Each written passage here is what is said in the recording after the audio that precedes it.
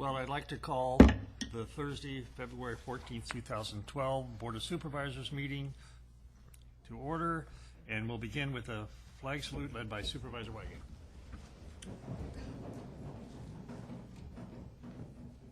I pledge allegiance to the flag of the United States of America and to the republic for which it stands, one nation, under God, indivisible, with liberty and justice for all. Thank you. Now is the time for the clerk to read the statement of meeting procedures. Yes, thank you. Welcome to the Placer County Board of Supervisors meeting of Tuesday, February 14th, 2012. Agendas are available on the wall outside this meeting room. If you are here to speak on an issue not appearing on the agenda, you may do so during the public comment period. There's a 3-minute time limit per speaker. The board is not permitted to take action on items addressed under public comment. When you speak, clearly state your name and address for the record. All items on the agenda will be open for the public to address before final action is taken. There's a 3-minute time limit per speaker, which will be monitored by a timer on the podium. If there is a person speaking on behalf of a group with no other testimony from another member of the group, please identify yourself as such, and your time may be extended at the pleasure of the board. Keep in mind that the chairman has the discretion of limiting the total discussion time on any item. If you are hearing impaired, we have listening devices available. It is requested that all pagers and cell phones be either turned off or put in the silent mode. Thank you for your participation and cooperation. Thank you, Ms. Holman. Now is the time for public comment. Is there anyone in the audience that wishes to address the board on any item that is not on the agenda? If so, now is the time to come forward. Seeing none, I'll close public comment, and we'll move to supervisor committee reports. Before we start that, I just wanted to welcome Charlotte Pine back to County Services. She is now with the working in the Placer County Board of Supervisors offices, and we appreciate having her back on the job. Mr. Chairman? Sir. Did you want to get up and say something? We just went through public comment, blew right through it. Did you want to introduce formally? Yeah. Oh, yeah.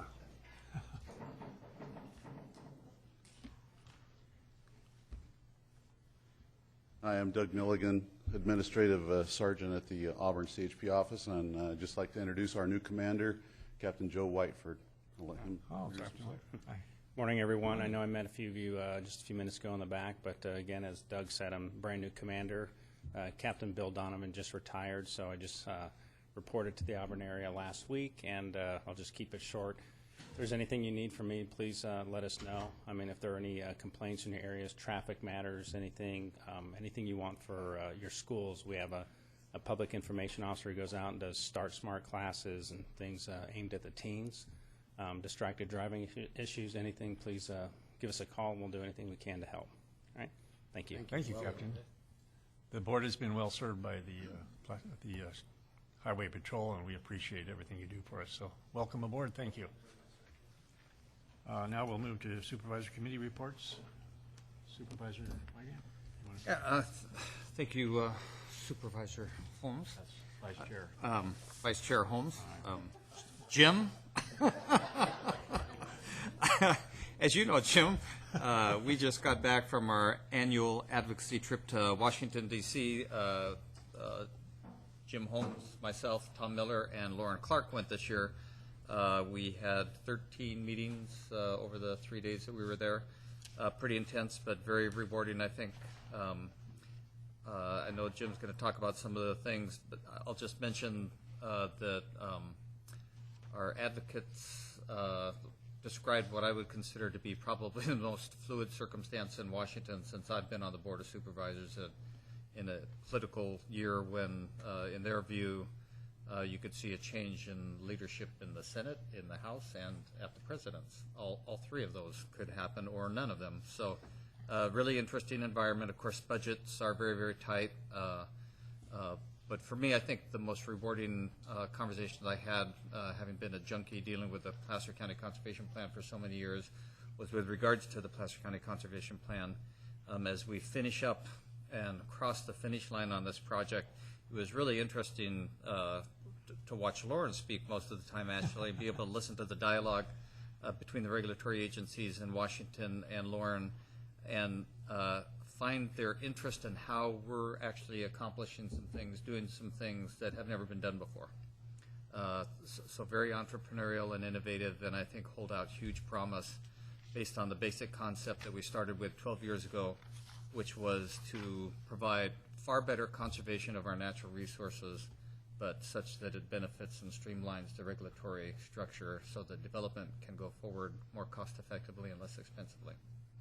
So I'll leave it at that. Yeah, I agree, Supervisor Wygant. That was a very productive meeting, series of meetings. We finished up with Dr. Alan Reisenhuber, who was the Acting Deputy Assistant Administrator for Regulatory Programs with NOAA, National Marine Fisheries Service. All of our comments regarding the PCCVP were well received, and they look forward to hearing more from us. There will be follow-up meetings regarding that.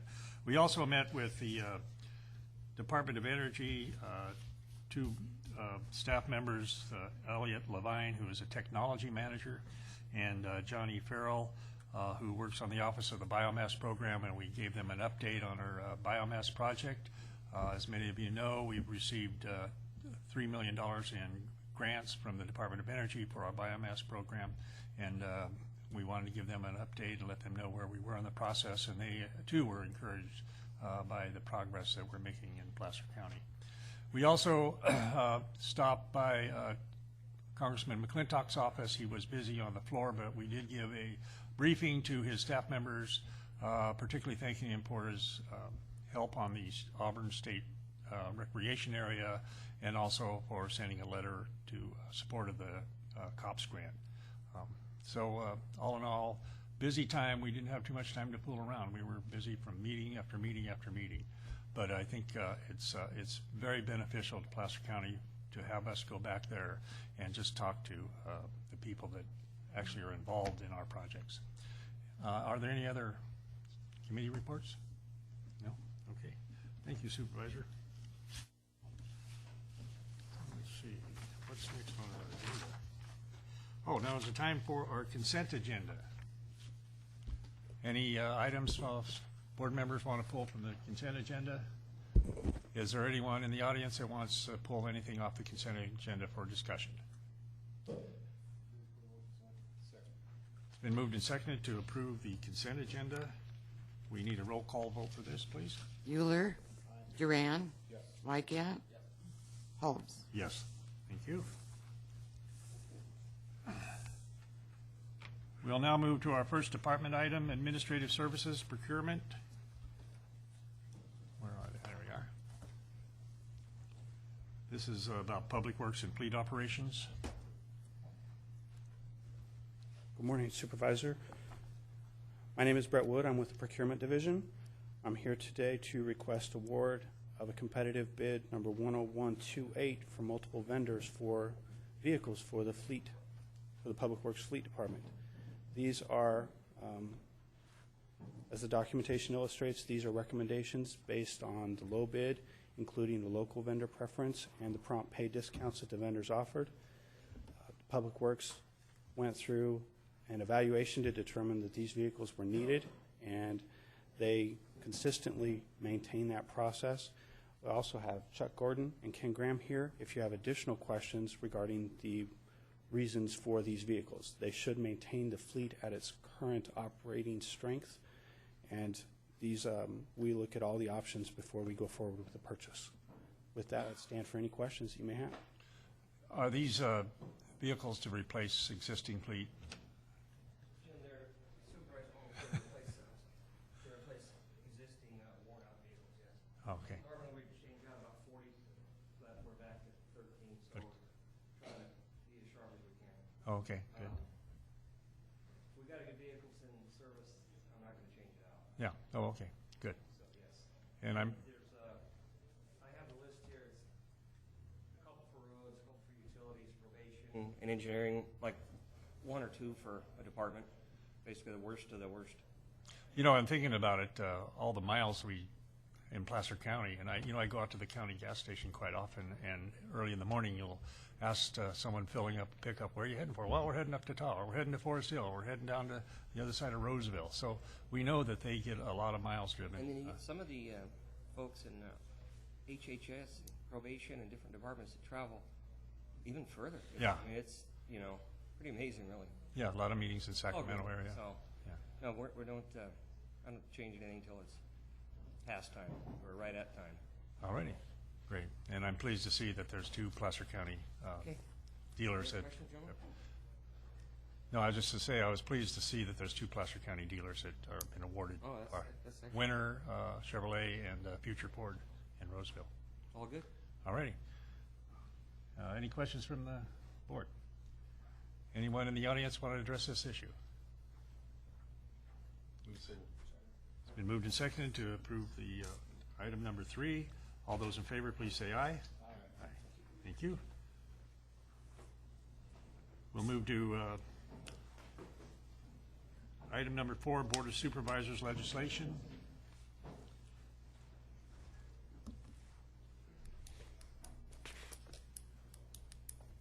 Good morning, Allison Carlos with the County Executive Office. This is a legislative platform-related item that's being brought forward by Supervisor Montgomery. And, of course, it's recognized she's not available today to present this.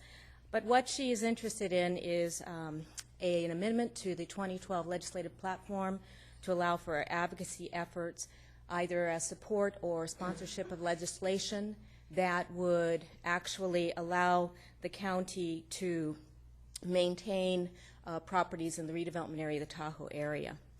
This is somewhat time sensitive in that right now at the state there are movements relative to clarification for the redevelopment bill that was passed, AB 1X26. So it was pretty much recommended by our advocate that this item come to you as soon as it could, if in case you wanted to support some advocacy efforts in this regard. There's a bill out there right now from Assemblyman Perez that is very much attending to many of the cleanup aspects of ABX 1X26. And essentially some of those elements we could either propose as amendments if you'd like to, or prior to February 24th seek separate legislation. As you know, the law does now require that the county divest itself as being the successor agency for the former redevelopment agency of all assets. Essentially, Supervisor Montgomery's proposal would allow for us to maintain the properties. It would ask for an exemption to maintain the properties for Tahoe, and to not require that the county compensate the taxing entities that would have otherwise received some tax, potentially some tax benefit from the liquidation of those assets. As the staff report identifies, the request is based upon the concerns for the water quality and condition of Lake Tahoe. And I won't go into particular detail about that. The specific proposal being made is in the staff report, but to highlight it, again, and I want to be specific, would allow the successor agency, which is Placer County, to retain real property or easements that were purchased or constructed for public purposes to satisfy environmental mitigation requirements established by statute, and that we're talking about CEQA, and to satisfy the environmental improvements projects approved by a regional body, which would be the Tahoe Regional Planning Agency, effectually responsible for outstanding waters, national resource waters, of which Lake Tahoe would be one of those. It would also, again, as I said, exempt us from having to compensate other taxing entities. So if there's any questions, I'd be happy to take them at this time. Any questions from board members? Seeing none, any questions from members of the audience about this issue? Seeing none, we'll ask for approval. It's been moved and seconded to move item number 4. All those in favor, please signify by saying aye. Aye. Aye. Thank you. No opposed. Oh, good. The time having arrived, now it's time for our Placer County 4-H All-Stars presentation of honorary 4-H leadership cards to the board. June Stewart, welcome. Good morning. Morning. This is always a thrill for us to come before the Board of Supervisors each year to give you a little bit of an update on our 4-H program. And today we are honored to have with us 5 of our All-Stars and also our All-Star Advisor. And they're going to share with you a little bit about 4-H. Good. Thank you. Who's first? Good morning, Supervisors. My name is Max Pfeffer. I'm a 4-year All-Star member. This is my 8th year in 4-H, and I would like to start our presentation with the 4-H pledge. So, as a true 4-H'er, head to clear thinking, my heart to greater loyalty, my hands to larger service, my health to better living, for my club, my community, my country, and my world. All right, the first thing I would like to talk about is community service in 4-H. For me, community service has been the most important part of 4-H. I believe 4-H is a very unique experience where, unlike the Key Club or any other service organization at the high school level, 4-H has a very unique attitude about going out and doing things. So if you are not successful the first time, there's always going to be a second try, and we can always come back and we'll try harder and we'll learn more. So I've had some personal experience with community service. Right now, I'm planning a community service project with the Gold Country Fairgrounds. It's still in the preliminary stages, but we would like to support the Gold Country Fairgrounds through a state grant through the 4-H program. So that may include building a patio and just updating Gold Country Fairgrounds. Okay. And I believe that's a very important part of 4-H, the fairgrounds, because we use it every year and also for other activities. Also, another way through the All-Star program, which I believe is one of the best things I've done through high school, is my freshman year, my first year as an All-Star, my plan of action, or first community service project, was going to the Lynn Rock Assisted Living Center, and we planned just a community day for all those members. And I thought it was a great experience for me because you got to socialize and really interact with our older generation, with the younger generation and the older generation. All right, I will pass it off to Haley. Thank you. Hi, my name is Haley, and I've been in 4-H for 7 years, and this is my first year as an All-Star. I'm here to talk about respect in the 4-H club. Respect for 4-H is a big thing. You won't see anyone else like us out there with as much as we have. I've learned through the 4-H that it takes many years to gain respect from other people, and you must give it to get it. Just as an employee must respect a boss must respect an employee. That there's no such thing as instant gratification. It takes a lot of time to gain any respect from others, and it's such a gratifying thing once you get that over many years. All of us have been working on it for a long time. And I think that through respect to our elders and even the younger generation and teaching others on what it is we do, you won't see any other responsible young adults like us anywhere else but in the 4-H program. And I feel that it'll be a great thing for all of us to make sure we teach their younger generations on how important respect is between ourselves and others. Can we have your last name, please? Sellers. Sellers. Thank you.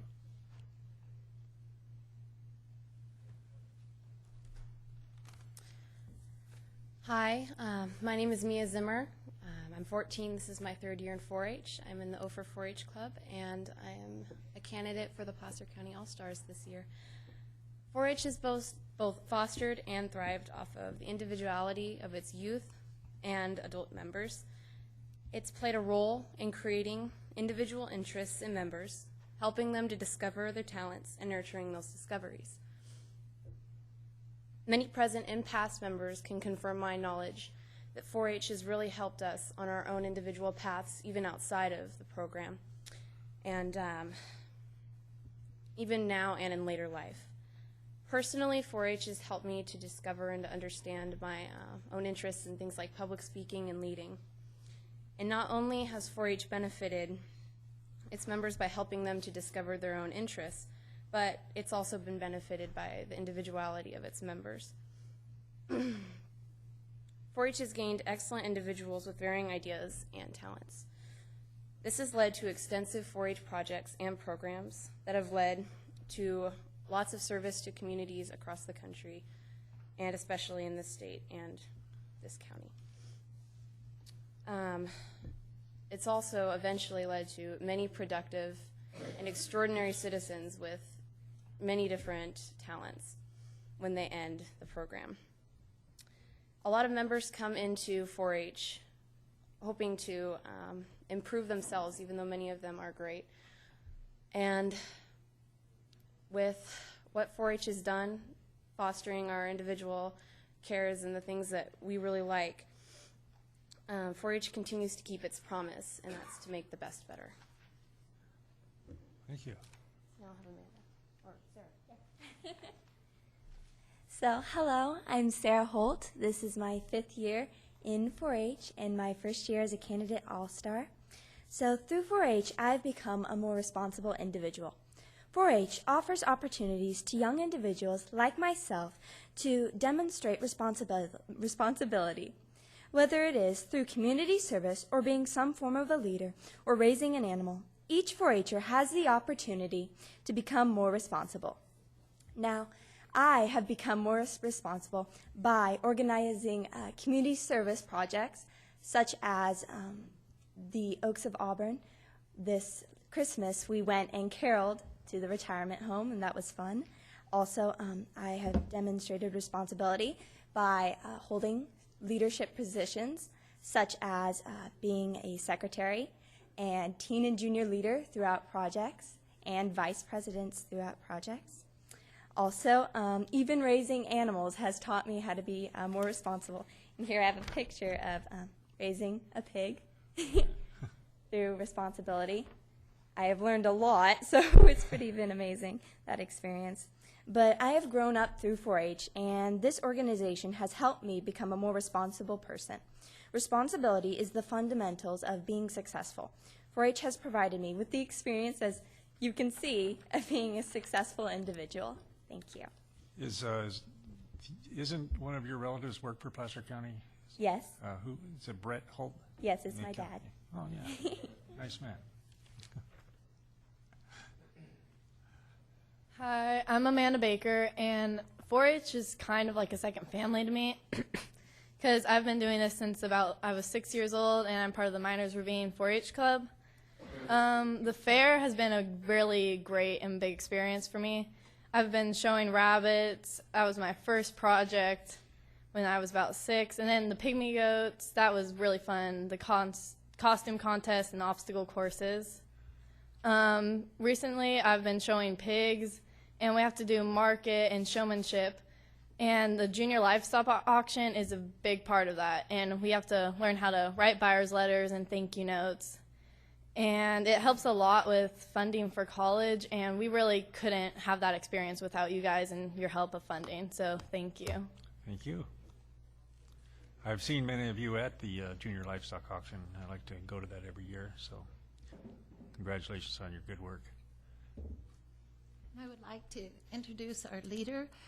Laura Lopez is the All-Star Advisor. And our team this year consists of 9, and 5 were able to get out of school today to come to present before you. And Max is our most senior. You've been in 4 years, I believe. Yeah. And then Haley, and then we have our all-star candidates that next year will be full-fledged all-stars. And we have something very, very exciting that we'll be telling you more about next year when we come.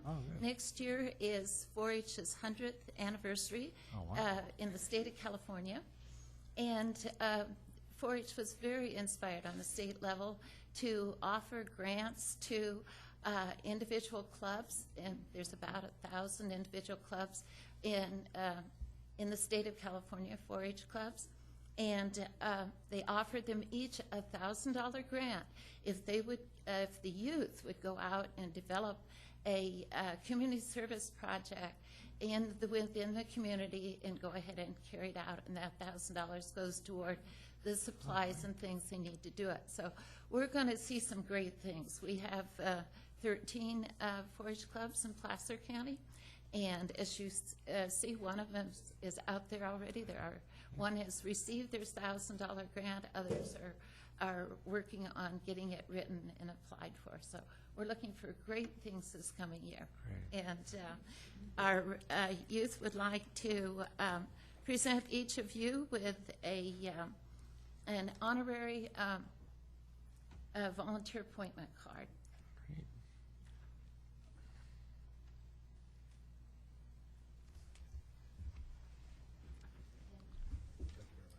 One of them isn't here, so Thank you.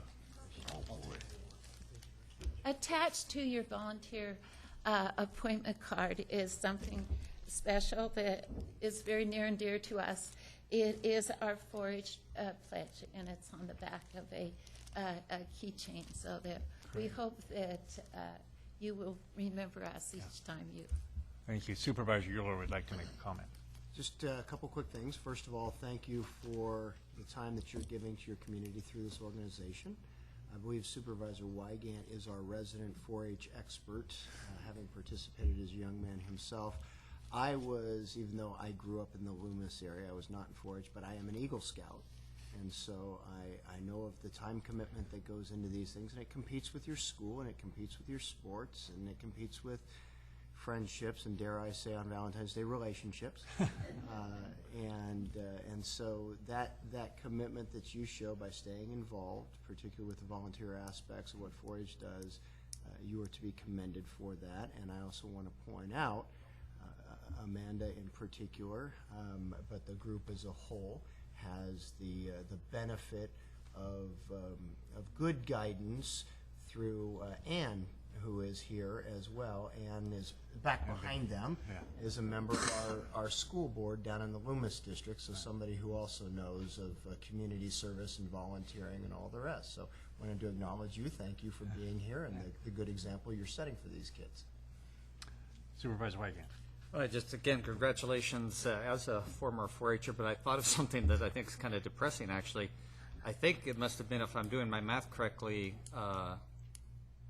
California's 50th anniversary. You would have celebrated. When I joined 4-H. So 50 years has gone by, but Mount Pleasant Club, by the way. So before you know it, you'll be 60 years old. But again, congratulations, and it was a great experience for me, and I'm sure it's for you as well. Supervisor Durant. Yes, just want to say thank you again for coming. You all are an inspiration. And somebody once told me that success is being able to understand that you are a very small part of a bigger whole. And what you talk about with community, what you talk about with respect, that all speaks volumes about your success now, and I look forward to your successes in the future. Thank you. And I, too, just want to thank you. It's always encouraging to see young people who are engaged and successful and moving forward. That always brings the board great joy to see you come. And June, I don't know how you do it, but God bless you. You have been time and time again, you come before us, and a great leader for all these people. How long have you been doing this? 100 years? 35 years 35. as a volunteer, and the last 21 on the working for the university, leading the 4-H program. Good. Thank you so much for all you do. We really appreciate it. Thank you, each and every one of you. These young people wear many hats. Many of them are on our junior camp staff at summer camp. We have a week-long residential summer camp up near Cisco Grove, and you'll see them just all over in the 4-H program. Well, thank you very much. We appreciate it.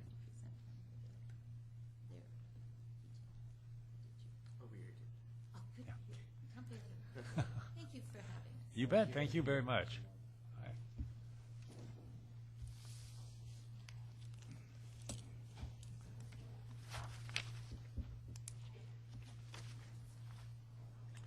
We'll move to item number 5 under department items, County Executive Charter Review Committee. Ms. Holly Heinsohn.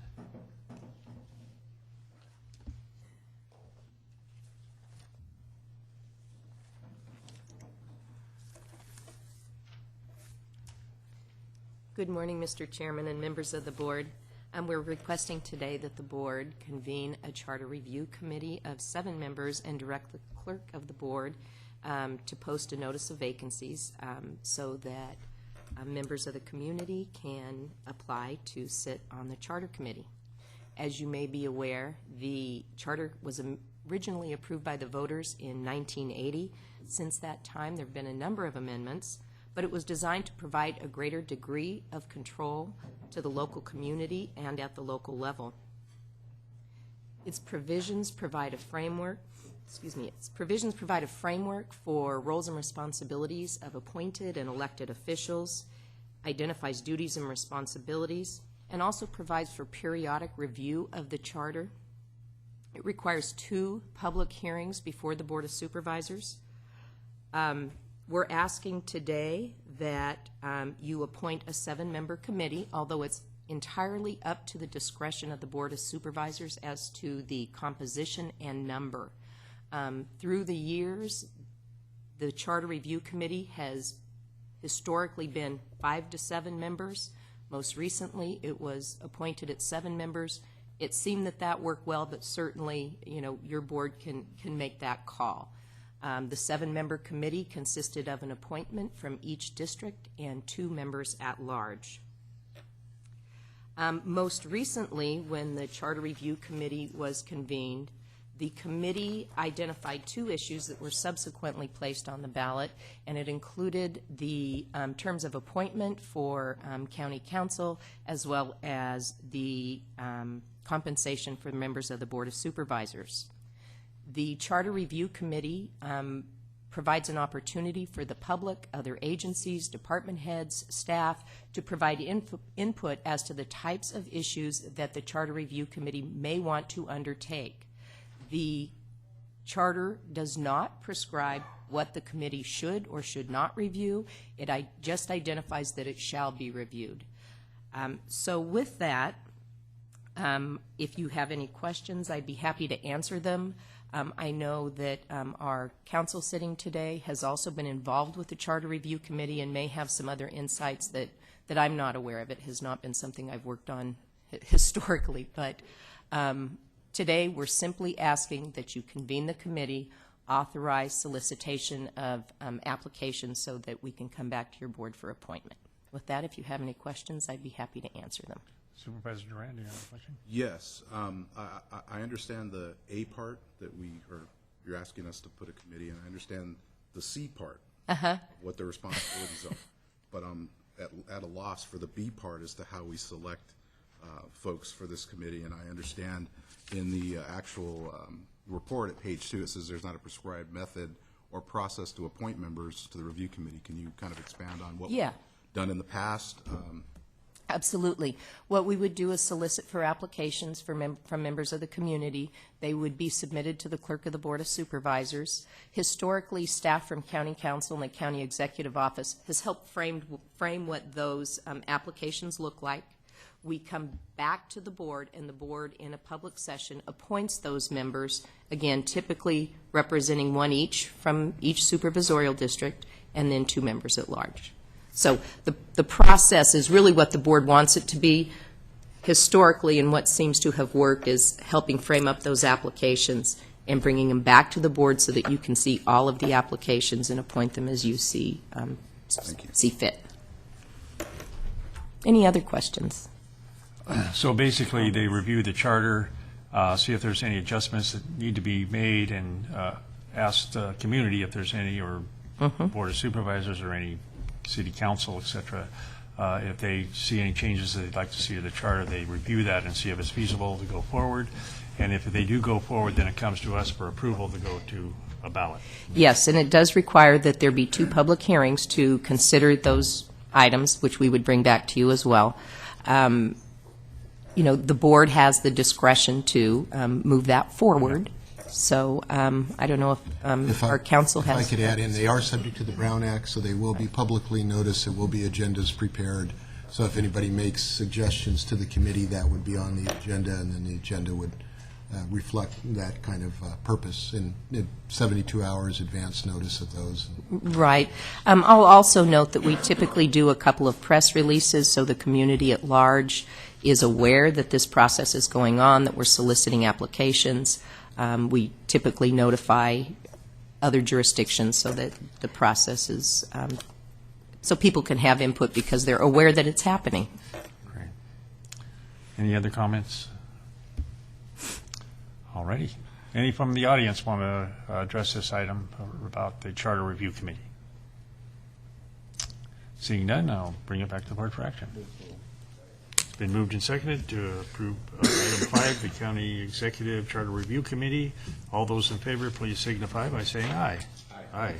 Thank you Any very opposed? much. Hearing none, we'll move on to item number 6, Sheriff Department. Good morning.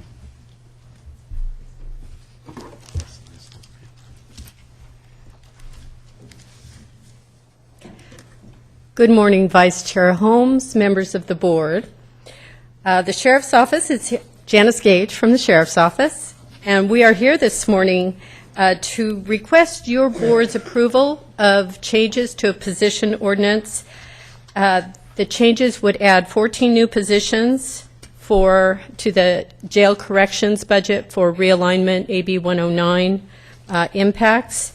It will reallocate 7 previously unfunded deputy positions to put deputies out on the street for the COPS new grant program. And it's also requesting that you approve a reallocation of 1 technology position so that we can utilize it for a project manager for our new Apollo system. With that, we'd be happy to answer questions the board may have. We have the jail commander, Captain Malem is here, and also the undersheriff is here this morning, and I'd be happy to answer questions that you have as well. Questions? Can you briefly explain the Apollo session, Apollo project? Yes, we have a person that is working in a technology solutions analyst position that is a great candidate to work on the Apollo system. The request today will reclassify another technology position so that it better accommodates the work being done on Apollo, and we'll be moving the candidate into that position. Does this have anything to do with, oh, sorry, go ahead. Oh, excuse me, Mr. Chair, but just to, I think, back to your question, the Apollo project is a project where all of the law enforcement entities, including the court system, can download information, and then they can all draw that information, whether it be in squad cars or at desks or anywhere else, so that they can have the most up-to-date information on whether somebody's on probation, what their orders are directly from the courts, or exchange information, because we do have different types of programs that the different cities may have in terms of how they gather information, and this kind of eliminates those barriers. It's something your board has funded. It's roughly $1 million cost. We have the Supervisor Duran's on the Criminal Justice Policy Committee meeting and knows the details even better than I, but it's a pretty substantial, robust program. This position is necessary to carry that out. And kind of the other aspects of today's action, a lot of this money did come from federal COPS program. You're looking at about this year's cost, about $1.5 million. About half of that is grant funding of the positions that your board is being asked to authorize. Procedurally, this will then go through the standard process by which recruitments occur and by positions authorization. Your board is also going to be spending about $157,000 of general fund money, and then also monies towards OPEB as well. So it's very good that we got federal money for these positions. It'll further law enforcement in the community and pay for a substantial system, at least authorize a position that'll make help enable law enforcement to talk more directly about managing this population. So it makes the process more efficient. Yes. All righty. Very good. Is there anyone in the audience that would speak to this issue? Seeing none, I'll bring it back to the board for action. It's been moved in second to approve the item number 6. All those in favor, please signify by saying aye. Aye. Aye. Thank you. Any opposed? Thank you, Ms. Gage. Well, now we've got a little time on our hands for the 10 o'clock time item. Should we adjourn to a closed session? The board will now adjourn to closed session to discuss the items on the agenda under conference with legal counsel. The board will be discussing item 2, anticipated litigation. We will not be discussing item 1. The board will also discuss labor negotiations with its labor negotiation team. And we will return for a 10 o'clock timed item, the Community Development Resource Agency planning amendment of the Placer Vineyards specific plan.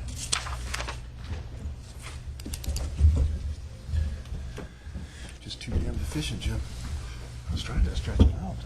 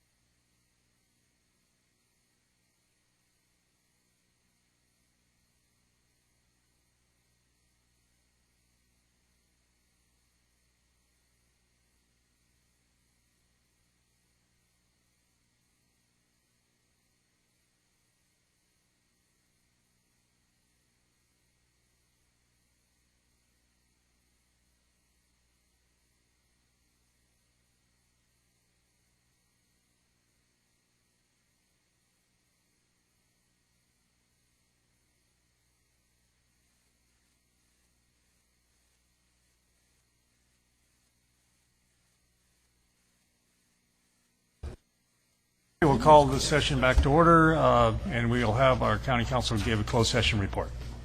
The board has returned from closed session where they discussed the litigation item on the closed session agenda and gave direction to staff. They did not discuss the labor negotiations issue. That would be later in the day. That concludes the closed session report. Alrighty, we still have a few minutes before our 10 o'clock timed item. I'm looking for a person who's not here. Where is he? So, Senator Gaines. Senator Gaines is here from the California State Senate. Welcome. Good, Ted. Good to see you. I'm the government, and I'm here to help.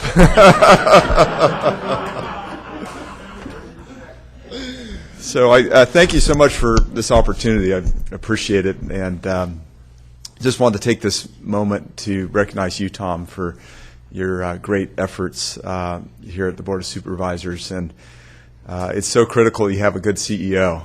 You know, you really want someone that's got a hand, has a pulse on what's happening with the county, keeping an eye on the bottom line and making sure that things are being well managed. And you've done such a great job at that. And so I want to commend you for your many years of service here at Placer County. And I knew you'd do a great job because you had done a great job in your prior positions here at Placer and also over in Nevada County. And it was really solidified in my mind when you bought a PT Cruiser convertible in the middle of the winter, and I think you bought it for $13,000. It was cheap. It was cheap. I'm going, this guy is going to be good with our money. So, so if you could come, would you come down, please? Sure. And I'd like to just, I'll just go through a little bit of this. I won't read all of it. But just want to recognize the fact that your public service career has spanned over 3 decades, and that you came to Placer County as the CEO in November of 2005. And you had more than 20 years of experience as a senior manager in county government. And you did great things in Nevada County. And in 2005 as CEO here in Placer, your responsibilities included the appointment and supervision of many county department heads, and with his staff, you advised the county board on fiscal operations and staffing matters. And within Nevada County, you completed the general plan, you closed a problematic landfill, and developed a capital improvement plan for both sanitation and transportation departments. So I just want to recognize you with this resolution from the California State Senate, and just hope that you won't be retired, but that you'll return and continue to make a contribution in Placer County, in the private sector or public sector, whatever. So Ted, thank you so much.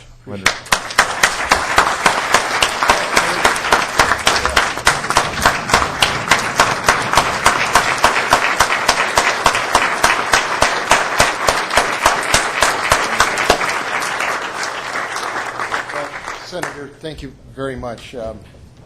I remember you were on the board when I think you were elected. You were already on the board or just had assumed the board in your first year of chairmanship, and you and Bill Santucci had worked out that he could be the chair, and those were times, the good times as we now know them. But this board, many of the members of this current board and the past board were instrumental in putting monies aside for the county to keep us in good financial shape, pay off long-term debts, pay for Granite Bay Parks, making sure we work cooperatively with everybody in Granite Bay and elsewhere. We have just significant park acreage out there, trails that are well maintained still, not cut back today because of the leadership that this board and prior boards have done. And this means a lot. Thank you very much. Great, absolutely. Wonderful. Appreciate it. Okay. Thanks, Ted.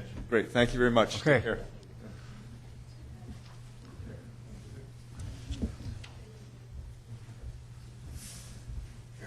Yeah, very nice. Yeah. Alrighty, we will now move to our 10 o'clock timed item.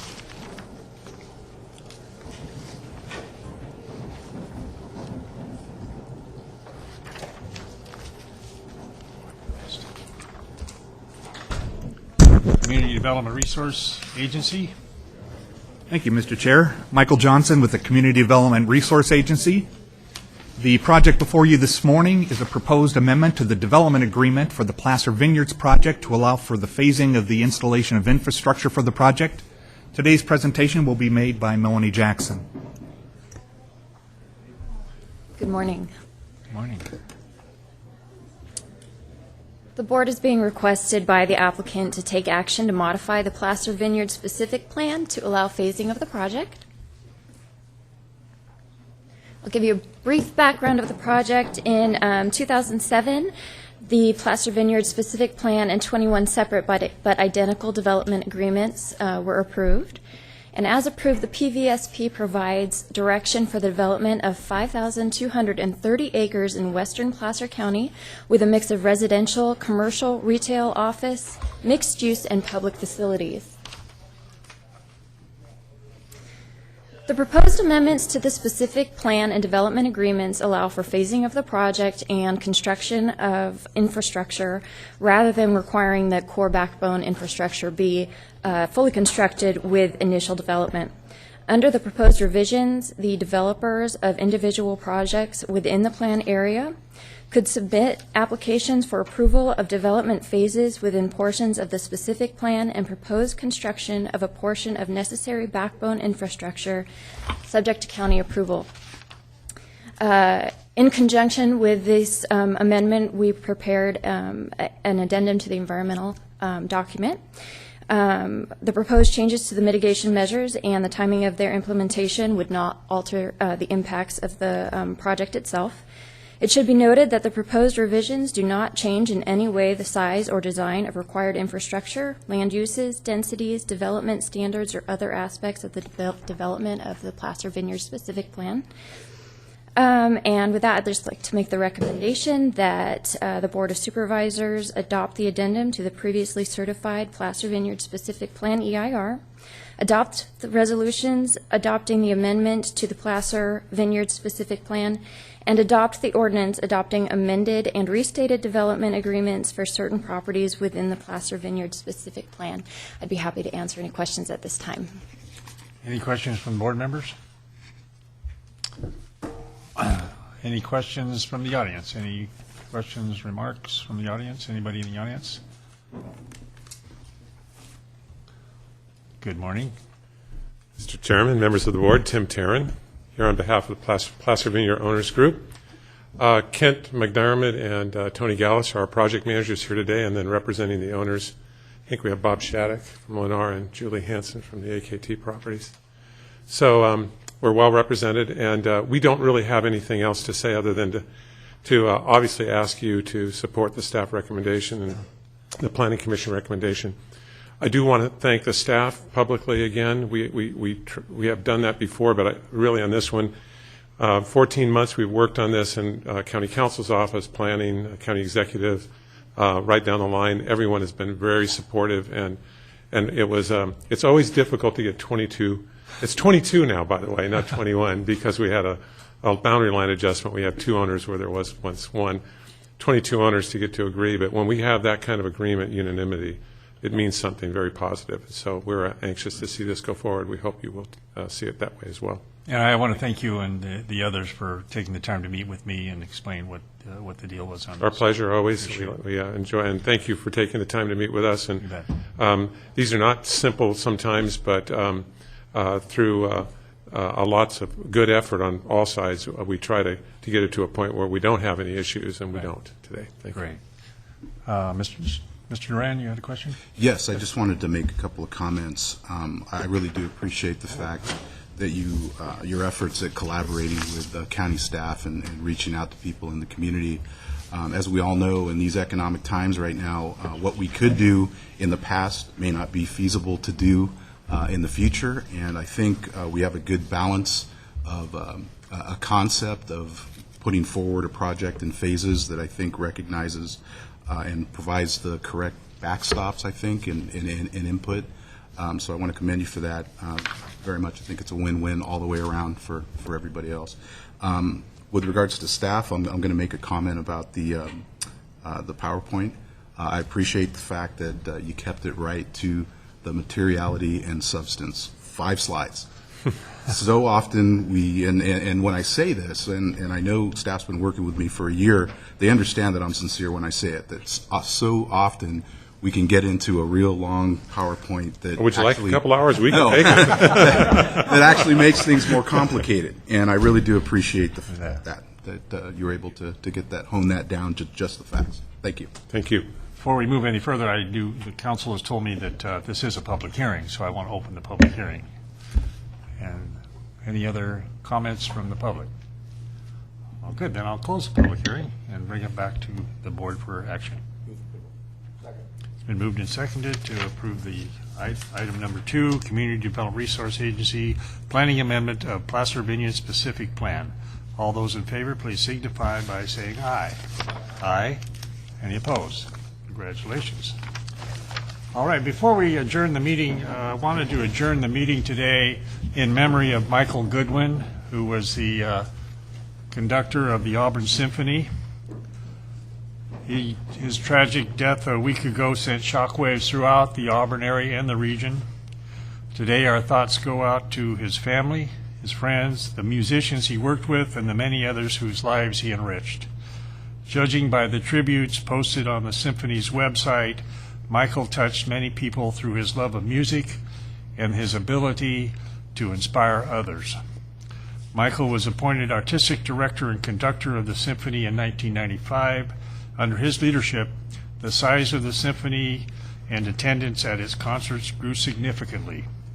The quality of his work was recognized when Michael celebrated his 10th season with the Symphony by conducting its historic first performance in the Mondavi Center at UC Davis. In closing, I want to echo the words of the Symphony's Board of Directors. The best way to honor Michael is to make sure the music he loved lives on in our lives and our community. Thank you very much. We are adjourned.